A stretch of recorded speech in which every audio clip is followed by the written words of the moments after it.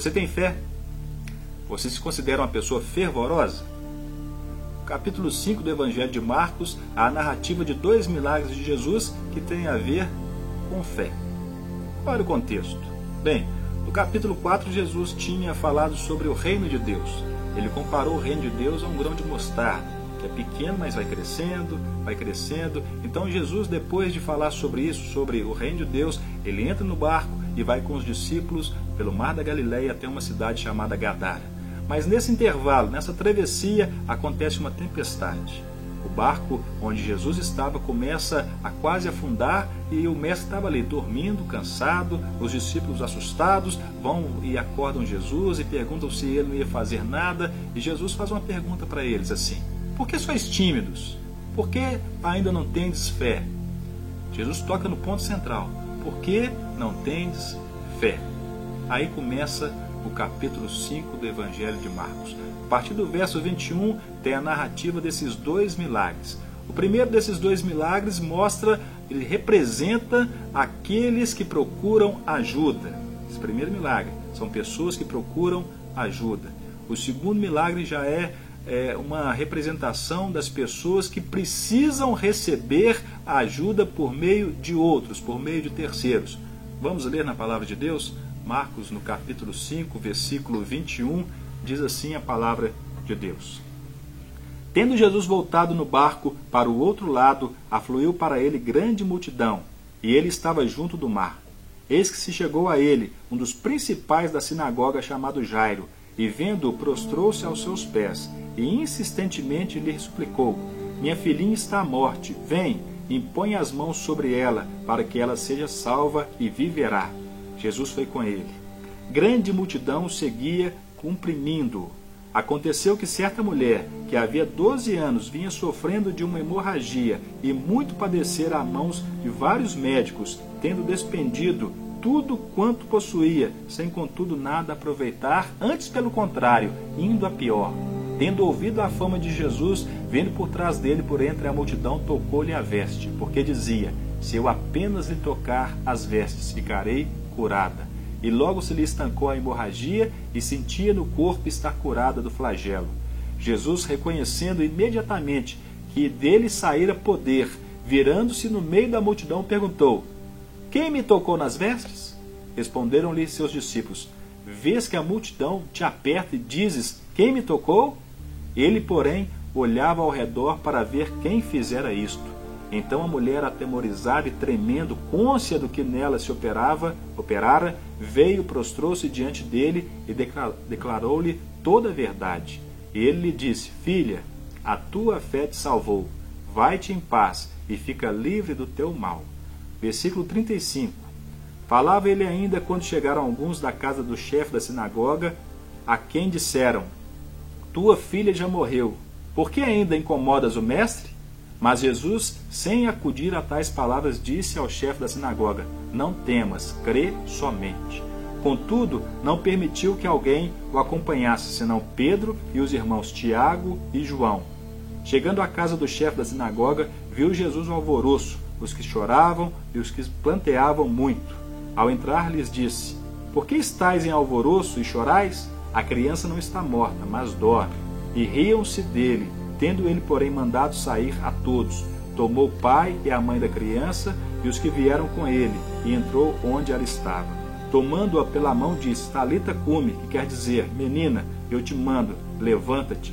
Imediatamente a menina se levantou e pôs-se a andar, pois tinha 12 anos. Então ficaram todos sobremaneira admirados, mas Jesus ordenou-lhes expressamente que ninguém o soubesse, e mandou que dessem de comer à menina. Olha que 2 milagres maravilhosos, 2 milagres espetaculares que aqueles discípulos viram com os próprios olhos. Aqueles 3 discípulos que estavam com Jesus, eles viram ali na casa da menina, mas os outros viram no meio da multidão o que Deus fez na vida daquela mulher que sofria há 12 anos. Nós aprendemos nessa passagem que acabamos de ler que a fé é a forma para tocarmos, para chamarmos a atenção de Jesus para o nosso problema, para a nossa angústia, para a nossa necessidade. A fé também é a forma de sermos tocados por Deus, tocados por Jesus. A fé, ela aciona o poder, a virtude curadora de Deus, a virtude curadora de Jesus. Nós aprendemos nessa passagem que acabamos de ler, que a fé é a forma para tocarmos, para chamarmos a atenção de Jesus para o nosso problema. É também a forma de sermos tocados. A fé, ela aciona o poder, a virtude curadora de Jesus. Nós percebemos aqui em Marcos, no capítulo 5, do versículo 21 a 43, algumas atitudes que demonstram fé. A primeira atitude é de Jairo, aquele homem que tinha uma filha de 12 anos, ele era principal da sinagoga, era um homem muito conhecido, ele era judeu, um dos principais ali daquela região onde ele estava, mas ele se esqueceu disso. Ele não olhou a posição social, ele não olhou o que as pessoas iriam dizer dele, ele não ficou pensando o que vão pensar dele, não ficou com essa coisa assim, que vou me ajoelhar aos pés de Jesus, que não eram bem vistos pelos fariseus, etc. Ele simplesmente foi até Jesus e de joelho pediu: toca na minha filha. Nenhuma pessoa, nenhum homem de verdade, ele se torna realmente uma pessoa de fé, até que ele se ajoelha e reconhece o poder de Deus. Aquele homem se humilhou, aquele homem, ele chamou a atenção de Jesus, ele roga, ele mais que pede, ele implora que Jesus toque na filha dele, e aquela atitude fez com que Jesus então se deslocasse em direção à casa de Jairo. Ele então está a caminho, Jesus está a caminho da casa, ele então está mais aliviado. Aquele homem tinha certeza que Jesus podia curar a filha dele, aquele homem está tranquilo. Mas aí acontece uma outra etapa, acontece um outro milagre. Entre o início dessa atividade curadora de Jesus, entre o início ali daquele relacionamento, daquela palavra que Jesus tinha dado ali para Jairo, até o final da história, no meio acontece algo inesperado. Uma mulher chega, uma mulher que sofria 12 anos, ela toca em Jesus e aí sim acontece um outro milagre. Uma mulher que sofria há 12 anos. Aquela mulher que se encurvou, aquela mulher se esforçou e aquela mulher se sentiu curada na mesma hora. Mas ela teve medo. Por que ela teve medo? Em Levíticos, no capítulo 15, fala que se alguém tocasse numa pessoa com fluxo de sangue, ela ficaria impura. Ela ficou com medo de ter contaminado o próprio Senhor da Glória. É claro que isso não aconteceu. Jesus sentiu o poder saindo dele pela fé daquela mulher. Aquela mulher que estava desenganada pelos médicos há tantos anos, aquela mulher que gastou tudo o que tinha, ela vai atrás de Jesus. Ela vai procurar Jesus. Ela decide procurar. Ela decide colocar a fé dela em ação. Ela deixa para trás ali aquela multidão, ela corre, ela consegue então se prostrar, ela consegue tocar nos vestidos, nas vestes, na orla da veste de Jesus, e ela é curada na mesma hora, apesar de ser censurada pelos próprios discípulos de Jesus. Ela recebe a cura e Jesus fala para ela: a tua fé te salvou, a tua fé te curou. Na mesma hora ela se sente curada e Jesus então prossegue para a casa de Jairo. Ele tinha ainda uma cura, um milagre para fazer.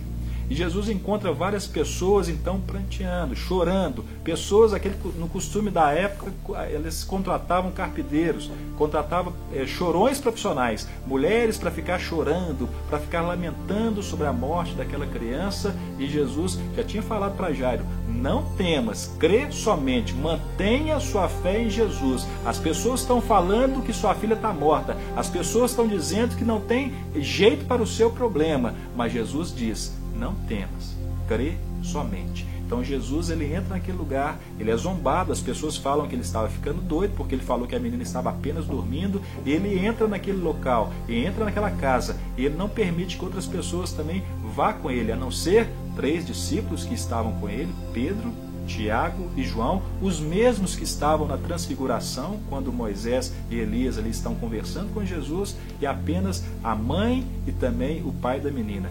São pessoas que criam que Jesus podia fazer, são pessoas que tinham fé, são pessoas que tinham experiência com Jesus.